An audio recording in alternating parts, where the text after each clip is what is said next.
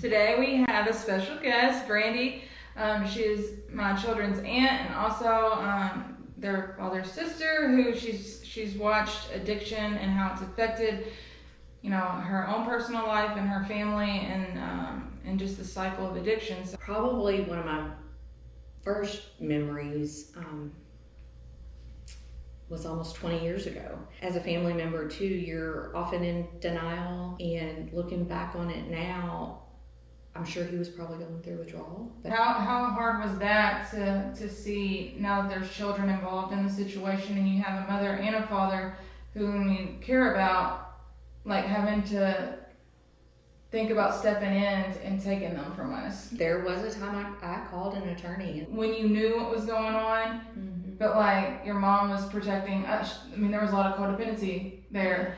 How did that affect you when you knew what was going on, but you weren't being told? Mom, in the stage of life that she was in, which should be more about retirement and grandchildren and freedom and fun, and she wasn't able to have that in her life. I think the hardest part sometimes for me is trying to understand and trying to figure out what happened.